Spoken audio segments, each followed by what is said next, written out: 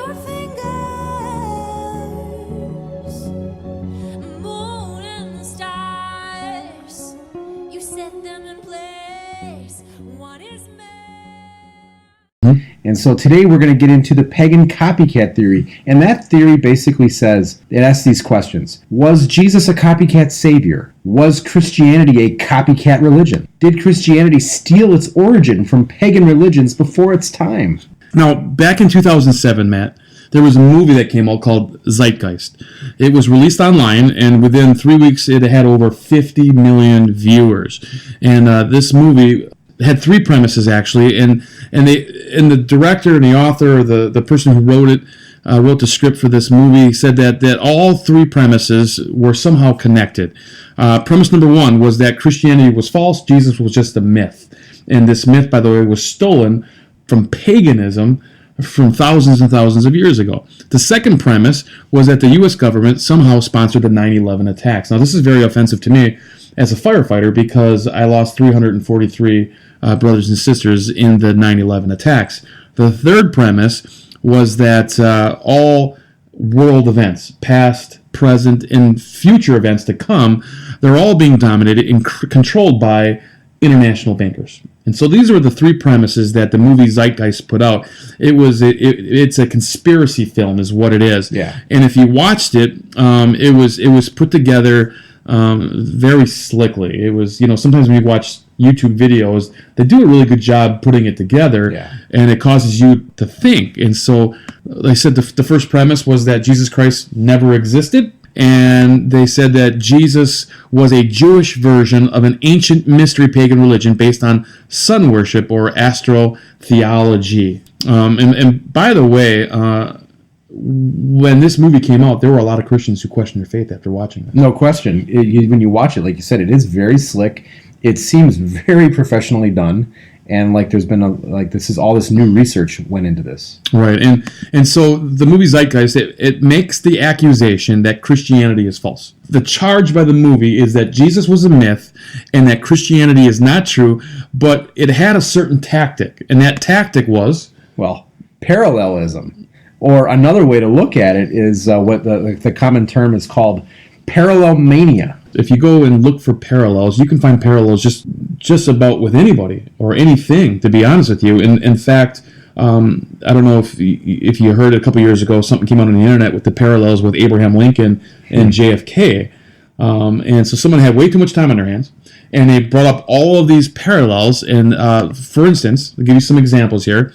Abraham Lincoln was elected to Congress in 1846, and JFK was elected to Congress in 1946.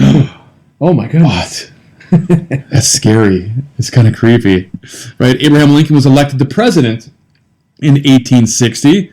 JFK? Oh, that would be 1960. 1960. Lincoln, the name Lincoln has 7 letters in it. And the name Kennedy? 7 letters. Also 7 letters. Lincoln had a secretary named Kennedy.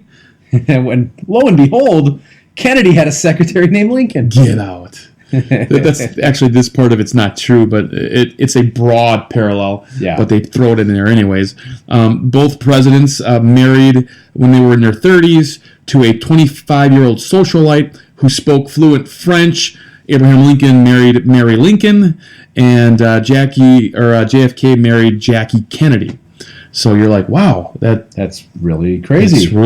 That's really neat. Obviously, these two are so tied together. Yes, absolutely. We know that Lincoln did what? Well, he fought for the civil rights of slaves, tried to free them. Absolutely, and JFK in the 60s, right? He helped with the civil rights movement of the day with Martin Luther King. Well, that is sort of quite. You could really use that loosely. Yeah, that's kind of a stretch. Right? Lincoln was assassinated by being shot in the back of the head on a Friday before a major holiday while sitting next to his wife. How did JFK die? Well, it just so happens he was assassinated by being shot in the back of the head on a Friday before a major holiday while sitting next to his wife. Lincoln's assassin was John Wilkes Booth. The assassin had 3 names, and it equaled 15 letters. Oh, my goodness. Lee Harvey Oswald had 3 names, and it equaled 15 letters. Uncanny. Kennedy's assassin shot from a warehouse and was caught in a theater, while Lincoln's assassin was shot him in a theater, and he was caught in a, well, quote-unquote warehouse. Right, it was actually a barn. I guess you could say that it was a warehouse of bales of hay. Yeah, or animals. Kind of, yeah. So, by the way, they started this barn on fire for Booth, and we know that he was shot and killed with a Colt revolver days after the assassination without ever going to trial. And we know that Kennedy's assassin was shot and killed with a Colt revolver days after the assassination without ever going to trial. Well, it gets even crazier. Both presidents were replaced by their vice presidents who both had the same last name, Johnson. Oh, my God. That's so crazy. I mean, that's such an uncommon name. One was born in 1808 and the other was born in 1908. Yeah, so you see where we're going here. Yeah. There's all these parallels, and you know what they always bring up the parallels, but they never bring up the differences. Yeah, between these two. And by the way, a lot of these parallels are not necessarily true. Yeah, you're right. They're very broad strokes, and right. Some of them are true. Yeah, some of them are true, but some of them are a stretch. So, in the pagan copycat theory, which is they do the same thing. Yeah. And so what they do is they'll say something like this: did you know that Horus, who was was back 3000 BC, 2000 years or 3000 years before Jesus was even born, did you know that Horus was born of a virgin? There was a star in the east that proclaimed his birth. He taught at the age of 12. He was baptized at the age of 30 by a baptizer. He had 12 followers or disciples. Did you know that he walked on water, healed the sick, was betrayed and killed, and he resurrected? By the way, he was killed, he was crucified. And so you see that type of parallel, and there's other gods that they draw parallels from, right? Well, yeah, then you got Attis. Attis was born of a virgin, born on December 25th, crucified, dead for 3 days, and resurrected. This was a Greek god in 1200 BC. Right, 1200 years before Jesus was born. Then we have the Indian god about 900 years before Jesus was born, Krishna, born of a virgin. There was a star in the east, performed miracles, had disciples, died, and this god ended up resurrecting from the dead. Dionysus, born of a virgin. This was a Greek god, Dionysus, about 500 BC. Born of a virgin, born on December 25th, performed miracles. Like? Turned water into wine. Yes. By the way, Dionysus was god of wine. God of wine. They called the King of Kings, called God's only Son, called the Alpha and Omega, died and also resurrected. Absolutely. And then we have the one that gets brought up all the time, which is Mithras. Yeah. Mithras was a Persian god in about 1200 BC. And by the way, Mithras, the Mithraism is the religion that comes with it. It actually started before Jesus' birth, but then it continued with Christianity for about 300 years before it died out. Mithras was born of a virgin on December 25th. Shepherds were there to witness it. He was a teacher and a master. He had 12 disciples, promised them immortality, performed miracles. By the way, he sacrificed himself for world peace, resurrected 3 days later. He's called, by the way, they celebrate his death and resurrection on Easter. They call him the Good Shepherd, the Lamb and the Lion, the Way, the Truth, the Light, the Logos, the Redeemer. His followers celebrate on Sundays. They actually celebrate the Lord's Supper, which is a Eucharist. And so you have all of these parallels. What do we as Christians think about that? Well, remember, when we mention all these parallels, we're just mentioning what the claims are. We're not saying that all of these things are true. Right, but there are Christians who doubted their faith when they saw this. It just wrecked them. Right. These are just the generic claims. Think of these like memes that you would see on Facebook or the internet. You read it and you're like, oh my goodness. Mm-hmm. But you have to remember something. This is not like, maybe you're thinking to yourself, I've never heard this before. Is this new research? No, it's not. There's nothing new under the sun. This is old. This is a very old research. In the late 1800s, in Germany, a school named the History of Religion School. The study of this school was that religions were all related somehow in some way, and they evolved over time. And Christianity was just another step in the religion evolution chain. It died out quickly because there was no evidence. Absolutely. For this theory. Absolutely. But, when this thought began, when the school began, it kind of took off. These beliefs that Jesus was this Jewish version of ancient pagan gods. This thought took off, and it was kind of popular. It was kind of a fad back then, if you will. But like you said, it didn't last very long, because critical scholars realized that there was no evidence behind this theory.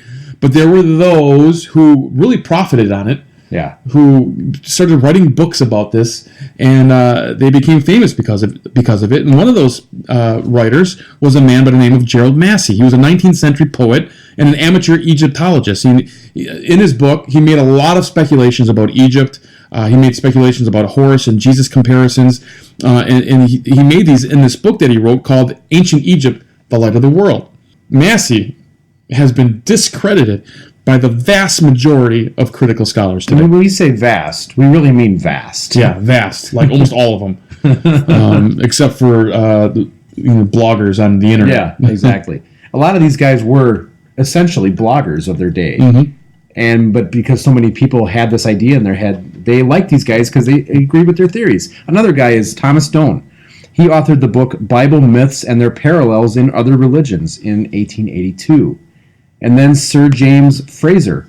He authored the book The Golden Bough, The Roots of Religion and Folklore. It was a very popular book around the turn of the century. Again, both these guys, or all three of these guys that we named, they've been discredited by the vast majority of critical scholars. But the movie Zeitgeist, all right, if you watch the movie and you read all their citations and documentation of this theory, you would think, man, they did a great job documenting all this stuff. But the truth of the matter is they cite all these authors we just mentioned, and they never cite any primary sources. Yeah.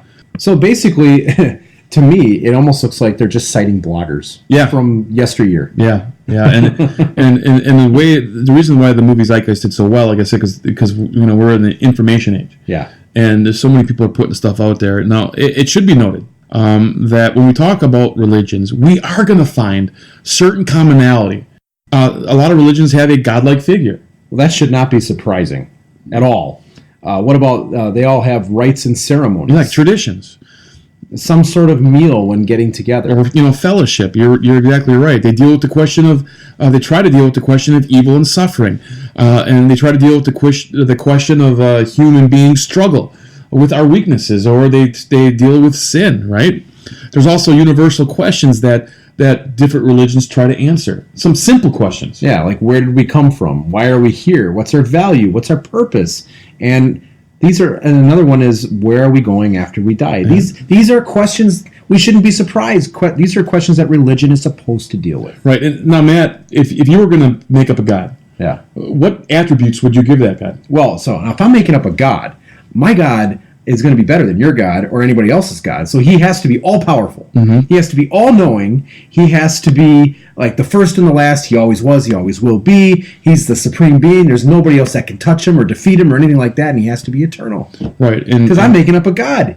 If I'm going to make up a God and worship this God, he's got to be better than everybody else's God. Right. And this is why different gods in the different times back then, they had these type of similarities. Yeah. And that's just a truism. Yeah. But just because, and it's common sense, by the way, but just because there's similarities between these gods doesn't mean that Christianity is dependent on the pagan religions. Now, the charge of the parallelist is that Christianity is completely dependent on paganism. Yeah. And these different myths. Now, there are two different types of dependence, right? There's a weak dependency, all right, which is the use of accommodating language, and this appeals to the similar beliefs to communicate an idea. Yeah, so, in other words, it's pretty general. Right. In other words, what people do is they use the language of the people. Yeah. All right, to communicate their own idea. All right, and we have an example of this in the Bible, right? Oh, yeah. So you got Paul on Mars Hill in the book of Acts talking with the philosophers, and he points to their own belief. They have like this sign mm-hmm. where they are. It says, to the unknown God. I would like to pray to the unknown God. Yeah, I mean, they declare him to be the unknown God. And Paul is making his argument as to who Jesus is. And he says, you know that unknown God? Yeah, I'm here to declare him to you. Right, I'm going to tell you the name of the unknown God. Right.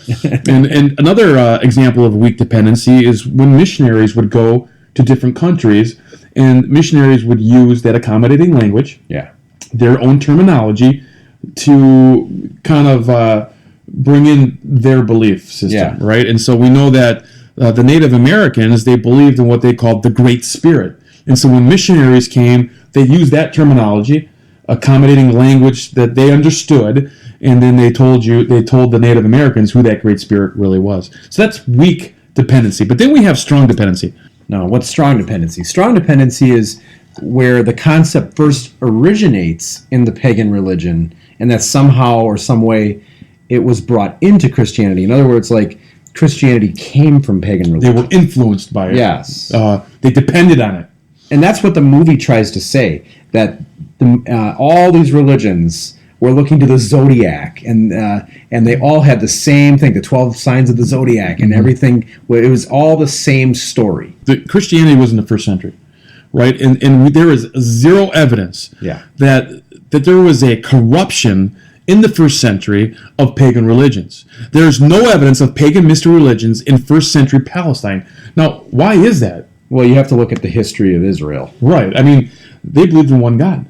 Right. They were separated by all the other cultures who believed in pagans, or who believed in paganism, right? They were the only culture that believed in one God. Now, they had a history where they had some bad kings who ended up changing to paganism, but in about 433 BC, about 433 years before Jesus was even born, Nehemiah goes back to Jerusalem, and he institutes major reform.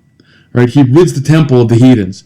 He takes the priest families who have intermarried with heathens, and he banishes them from the temple. He commands the law be followed. The Jews start to follow the law. In fact, they get very, very legalistic. And shortly after this, the Greeks come in, they conquer the Persians, and now we know that at this point, the Jews are under Greek jurisdiction, but they're still following the law for the next couple hundred years. And then we have in about 167 BC, there's this Greek official who is trying to get someone to sacrifice a pig in the Jewish temple. Yeah, and that's exactly... to the god Zeus. The Jews would not be happy about that. Remember, we said that paganism was trying to influence, the Jews and Christians, and Christians weren't even around at this time, but they're trying to influence the Jews in the first century, right? This is coming up in the first century, right? And I'm going to tell you right now what happened. Because this Greek official ended up trying to get someone to sacrifice a pig to the god Zeus in the Jewish temple that was there for Yahweh, for Jehovah, guess what ended up happening? They murdered that Greek official, and the Maccabean revolt ended up coming into being because of that. And it lasted 25 years, and finally, after 25 years of bloodshed, the Greeks ended up coming to a truce, the Jews came to a truce, and the Jews were able to practice their law, their sacrifices in the temple without being corrupted or without being bothered by the Greeks at that time. So now, at this point, over 100 years, Israel is ruled by high priests, and they had no king, and they're under Greek jurisdiction. Right. Now the Romans come along, and it changes. Yeah, it changes, but during this time, the high priest was in charge. Yes. You know that they were following the law. You know that they were doing everything by the book at this time. And Jews, being as legalistic as they were in the first century, they were extremely exclusive. Yes. And they would have had zero tolerance for paganism in the first century. And then, shortly after that, Christianity comes along. And guess what? They're even more exclusive. They're even more exclusive. Look at the claims of Christianity. Absolutely. There's only one faith, one baptism, and one Lord. There's only one way to the Father, and that's through Jesus. That's very exclusive. Now, there are some theorists, pagan copycat theorists, who will throw out there.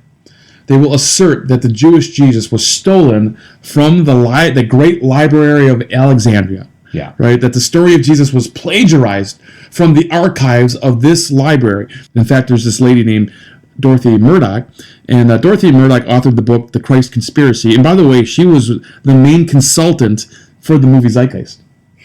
And she wrote this in her book. She said this: in essence, when studying the situation, the scenario that reveals itself is that the creators of the gospel stories, in large part, appeared to have been scouring the vast library of Alexandria and elsewhere, such as Antioch and Rome, and picking out various attributes of the pre-Christian religion to be used in their creation of a cohesive Christian mythical tale that was later fallaciously set into history and presented to the gullible masses as a true story. Well, this sounds really good. It does sound good. I mean, it's a great theory. Oh, yeah. It's a great theory. Awesome theory. They're going back and they're looking in the archives and stuff. There's only one problem. There's no evidence. No. But do you need evidence? Well, you would think. Yeah. You would like to say there's evidence for your theory. And then our man, Bart Ehrman, yes. our New Testament scholar, This is scholarly Bart. Okay, not popular not Bart. popular Bart. This is scholarly. Bart. He kind of addressed this. He said this. He said, anyone who thinks that Jesus was modeled on such deities needs to cite some evidence, any evidence at all, that Jews in Palestine, at the alleged time of Jesus' life, were influenced by anyone who held such views. If anybody was going to support this woman, you'd think it would be Bart Ehrman. Yeah, but he but this is scholarly. Exactly. He's going by the truth. So, and listen, in order for Zeitgeist to be true, in order for the claim of Zeitgeist to be true, the historical Jesus would have to be a myth. Yeah. Would have to be a myth. Why? Because what are they saying? They're saying that Christianity was caused by a myth. Yes. And so therefore, that Jesus had to be a myth. And that's just not true. We have evidence for the real historical Jesus. So that's just it. If Jesus is a real historical person, then the movie falls apart. Right. And if you go back to our buddy Bart Ehrman, what does he say about Jesus? Well, he says there's no scholar in any college or university in the Western world who teaches classics, ancient history, New Testament, early Christianity, or any related field who doubts that Jesus existed. And this is in his Freedom from Religion lecture. He's basically saying that any scholar worth his weight or her weight in salt believes that Jesus existed. Exactly. Now, that doesn't mean that they believe that Jesus was God or that he resurrected from the dead, but they know that the historical there's too much Jesus, evidence. There is too much evidence. In fact, Graham Clark, another historian and scholar, said this: frankly, I know of no ancient historian or biblical historian who would have a twinge of doubt about the existence of a Jesus Christ. So here's the thing about what the pagan copycat theorists do. They like to cherry pick the parallels. Now think of a game like Connect the Dots. Did you ever play Connect the Dots? Oh yeah. Yeah, they're in colored books and stuff like that. Yeah, so in Connect the Dots, it's kind of guiding you. You connect the dots by some sort of guidance that gives you a hint as to what your end game is. You maybe numbers or letters or something. You go from A to B or 1 to 2, and then you start to see your shape or whatever. But it's all it's being done by guidance. Mm-hmm. They kind of give you a hint, like you said, of what your end game is. And so let's say you were playing Connect the Dots, and you could see that it was going to be a person. Yeah. That's what the end game was. It was going to be a person. But right in the middle of the Connect the Dots, let's say there was a Batman insignia. Well, now you know exactly how you're going to draw this. Right. Well, you know that it's going to turn out to be Batman. So there's that guidance and that hint so that you know what your end game is, right? Well, the same thing can be true about Jesus, right? The pagan copycat theorists, they're going to cherry pick parallels by using the guidance of the story of Jesus. Yeah. So what they end up doing is they connect the dots, and then long and behold, oh my goodness, it looks just like Jesus. Well, of course it does. Because that's what they wanted to That's look what they like. They use Jesus' life as a model. Yeah. Of course it's going to look like Jesus. So when we start talking about some of these myths, and we're not going to talk about all of them, we're just going to talk about a few of them, but we're going to go ahead and we're going to tackle these parallelisms within the mythical gods, starting with Horus, and we're just going to do a couple of these guys because these are the big ones. So Horus is very well known. You'll see these memes all over the internet. Now, the Horus myth was developed over 3,000 years by different texts, like the Coffin text, the Pyramid text, the Egyptian Book of the Dead. All these texts have stories about Horus, and they all contradict each other.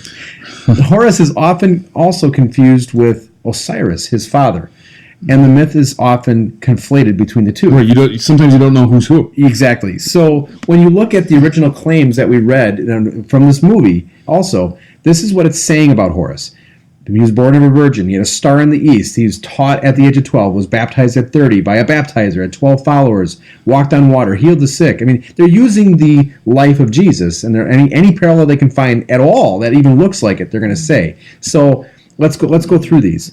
We know that Horus has a mother named Isis. Yes. All right, and Isis is married to Horus's father, Osiris, but Osiris is killed by the god Set, and Set ends up chopping Osiris into 14 pieces and scatters all these pieces throughout the land of Egypt. Well, Isis, because she loves Osiris, she goes around and she finds every piece except for one piece. Well, that would be his genitals. That would be his member. Right. So we're tackling the born of a virgin claim here, by the way. Right. And so what ends up happening is that Isis puts his body together again. Yes. And then she builds a wooden phallus. And then she ends up having intercourse with this wooden phallus and becomes pregnant. And here's a quote from Richard Wilkinson, Complete Gods and Goddesses of Ancient Egypt. He says this: through her magic, Isis revivified the sexual member of Osiris and became pregnant by him, eventually giving birth to their child Horus. Another text says this: after having sexual intercourse in the form of a bird with the dead god she restored to life, she gave birth to a posthumous son named Horus. That doesn't sound anything like the story of Jesus. Anything like the virgin birth of Jesus Christ. And in fact, you could say that if Osiris and Isis was married, if they were married already, how could she be a virgin? She's not. So this is it's a really loose claim. But it sounds good to people who hold this view that Christianity isn't true. What about the star in the east? You can't find it anywhere in the Egyptian sources. Primary sources. Right. Taught at the age of 12. Guess what? That's nowhere to be found. How about being baptized? Well, he was thrown into the Nile, but baptism is a Christian term and it actually comes from Judaism. And so, again, this is not an Egyptian term. It was just tossed into the Nile. So, therefore, they see water and they say he was baptized. No, in ancient history, pharaohs thought that they were gods. Yeah. They considered themselves gods. And so, pharaohs would have this ceremony before they become a pharaoh. It was kind of a purification ceremony with water. And so then I guess people could say, well, see, the gods are being baptized. Maybe Horus is being baptized, but that's a far stretch, and it's very broadly put, right? Also, the Nile River was the source of all life in Egypt. Yeah. And so princesses ended up bathing in the river because there was the fertility goddess that dwelt in the river, right? And so they would bathe in the river, hoping to get pregnant, hoping to become fertile. In fact, this is people theorize that Moses' adopted mother was in there because she couldn't have kids, and she was bathing, trying to get fertile. It makes sense because then when she saw the basket with Moses in it, she took it as a sign from the goddess, right? Yes. And then why else would you take a Hebrew a slave child? Absolutely, it was a sign from the goddess, right? What about followers? Did he have 12? Did he have 12 disciples? No. Horus had 4 sons and 6 other deities that followed, and some humans. None of them add up to 12, by the way. Also, in the mural, there was 16 people depicted who reaped the harvest. They were harvesters, and the connection was made with Horus, them being his followers. Even though Horus had nothing to do with the mural, he had nothing to do with the harvest. He had nothing, as a god, he had nothing to do with the harvest. So that one sounds made up, kind of like Kennedy's secretary. Yeah, exactly. And what about miracles? And supposedly he walked on water. Really? Walking on water? Just because they had a picture of him standing above the Nile River? That's not him walking in water, but they'll use that as a parallel. Yeah. Right? What about him dying? Well, he was poisoned by his uncle, and he died. And then his mother Isis again used magic. Black magic? Of course, from a different god to resurrect Horus, and Horus became, lo and behold, Lord of the Underworld. I guess that's a resurrection. Yeah, well, he never came. In none of the texts, he never came. He never comes topside again. Yeah, he lives in the underworld for the rest of his life. So that's not really a resurrection. It's not, and that's nothing close to Jesus' resurrection. No, not even close. But they use it as a parallel. What about the god Mithras? Okay, this is another important one. Now, we have no manuscripts before Christ, just 3 stone reliefs. What's a stone relief? It's basically think of it like almost like a monument. Yeah, a monument, or carving a stone with maybe a mural on it, or some maybe some kind of sculpture. Yeah, picture to it. So it's not like we've got we've got some. We don't have any manuscripts here. So, but we got some later writings from the Church Fathers describing this religion, Mithraism, after the New Testament had already been written. That most definitely, this Mithraism religion copied Christian tradition and not the other way around. Now remember, we said that this religion, Mithraism, started in 12 BC and it went on through 300 AD. Yeah. So it was actually side by side with Christianity. And every manuscript we have where we see parallels of Christianity and of Jesus Christ comes after the New Testament's written. In other words, Mithraism really copied from Christianity, and Christianity did not copy from Mithraism. Exactly. It's important to note that he was. They claim he was born of a virgin on 1225. The shepherds were there. He was a teacher and a master. He had 12 disciples. He promised immortality, performed miracles, sacrificed himself, and resurrected 3 days later. Now, the story goes that he was born out of the side of a mountain. I guess the mountain could be a virgin. Sure, as a virgin mountain. Maybe it wasn't 1225. I don't know. But it doesn't really matter because I don't think there's anybody that really believes that Jesus was born on 1225. No, I don't. Do you? No, not at all. That's another episode that we'll probably get into. Yeah. But, the reason why Christians picked 1225 is because it fell on the pagan winter solstice, and they were using it to combat paganism by celebrating Christ's birth during that time. So at the time Mithras was born, there were no humans living or created yet. This is what it says in the tradition. So there couldn't be any shepherds there. Right, so no shepherds because there's no humans living yet. The tradition started about 100 years after the New Testament and was borrowed from the Christian narrative of Jesus. There's nothing... So the story of the shepherds came 100 years after Christianity. Yeah, so in the original Mithraicism, there's no humans living at the creation. Later on, as it was being taught, they borrowed the shepherds from the Christian tradition. Yeah, so there's nothing in the early traditions of Mithras that says he was a great traveling teacher. Maybe he was a master of sorts, but that could be said of all false deities. Right, and if you look at all we have in Mithras, like I said, we have nothing written about him except for what the church fathers said that they were doing. Yeah. Right, but all we have are murals on walls, right? So, the fact that they say Mithras had 12 disciples is a huge stretch. You know why? Because there's this mural, and Mithras is often surrounded by the 12 signs of the zodiac. Yeah. And so what they'll say is those 12 signs are 12 disciples. Come on. And that includes the sun and the moon. Right. I've got a bridge to sell you if you're going to believe something like that. Right. This is a huge stretch. And by the way, and the fact that he promised his disciples eternal life, really, I guess the zodiac signs are eternal, but that doesn't make any sense. By the way, again, Mithraism is stealing this from the Christian tradition. Because all this stuff is coming around after the New Testament's written. What about the claim that he sacrificed himself for world peace? Well, he killed a bull in a heroic act. That's about as close as it gets. Yeah, that's really all he did. There's nothing else there. Right, and then the fact that he resurrected 3 days, that's nowhere to be found either. In fact, Gordon Richard, he wrote the book The Image and the Value in the Greco-Romans World. He said this: there is no death of Mithras. Well, if there's no death of Mithras, then guess what? There's no resurrection. Absolutely. I completely agree with that. And again, this was... The death was not, and the resurrection was not a Mithras tradition prior to Christianity. It wasn't until after the New Testament was written that this was borrowed and stolen and copycatted from Christianity. So his followers enacted a resurrection scene of Mithras, but there's nothing in the story of Mithras that had him dying, let alone resurrecting from the dead. So they totally got that from Christianity. Absolutely. What about there's other traditions like an Easter celebration. They call him the good shepherd. They call him the lamb, the lion, the way, the truth, the light, the logos, the redeemer. The followers celebrated on Sundays. They celebrated the Lord's Supper, the Eucharist.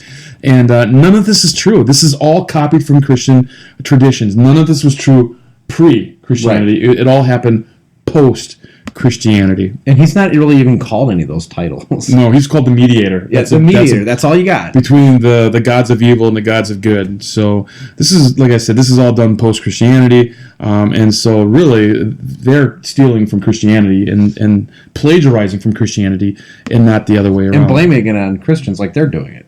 Yeah, in fact, when you talk about gods who have died and been resurrected, there is no evidence within the religious movements where gods have died and returned resurrected. That's only exclusive to Christianity. Yeah, it's only unique as a Christian tradition and belief system alone. Yeah. That's it. Dr. J.Z. Smith wrote Dying and Rising Gods. He said this: the category of dying and rising gods, once a major topic of scholarly investigation, must now be understood to have been largely a misnomer based on imaginative reconstructions in exceedingly late or highly ambiguous text.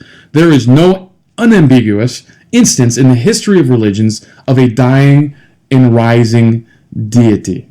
In fact, when gods died in mythology, they were usually murdered, and they never died for anyone but themselves. That's but what do we really important. What do we see about Jesus, though? Totally different. He willingly laid down his life for the sins of the entire world. How in the world is that a parallel to paganism? Pagan myths do not claim to be historic, because they're just myths, right? Yes. But the gospel writers, they do claim that the story of Jesus is historically accurate. If pagan mythology supposedly influenced Christianity and it came first, well then Jesus would have to be a myth in order for that to be true. And we know that Jesus was a historic person. This is I'm going to read a quote by Tacitus. He's a Roman historian. He is one of the biggest historical source for the real historical Jesus. He wrote in Annals, Book 4 or Book 15. Consequently, to get rid of the report, Nero fastened the guilt and inflicted the most exquisite tortures on a class hated for their abominations, called Christians by the populace. Christus, that would be the Roman word for Christ, from whom the name had its origin, suffered the extreme penalty during the reign of Tiberius at the hands of one of our procurators, Pontius Pilate. So he is saying that these Christians existed because Jesus existed, and he's just one of the many historical sources for Jesus, for Jesus being a real historical person, and maybe that's another episode for another time. Right. We have a ton of historical sources about Jesus' crucifixion. In fact, New Testament scholar, historian of early Christianity, John Cross, and he's by no means a conservative scholar, but he says this. He says that the crucifixion of Jesus Christ is the most verifiable historical fact of the ancient world. If we have evidence that the historical Jesus lived, then the pagan copycat theory completely falls apart, Matt. The vast majority of New Testament scholars believe that the historical Jesus was not a myth. They may not believe that he's God and that he resurrected, but they agree on most aspects of his historical life. Ed Parrish Sanders, author of The Historical Figure of Jesus, said that Jesus' followers and later Paul had resurrection experiences is, in my judgment, a fact. What the reality was that gave rise to these experiences, I do not know. Similarities between religions does not mean strong dependency.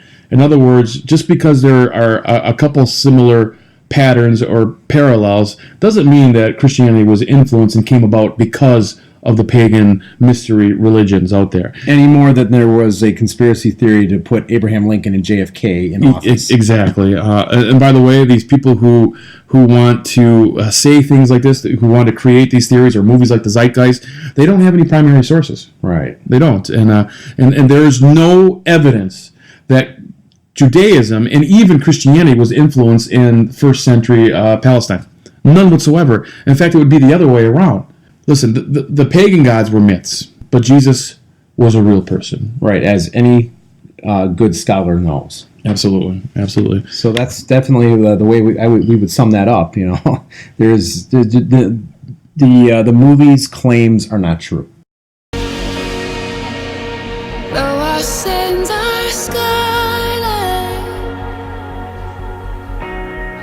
you have made us white as snow. Though our sins are scarlet, you have made us white as snow.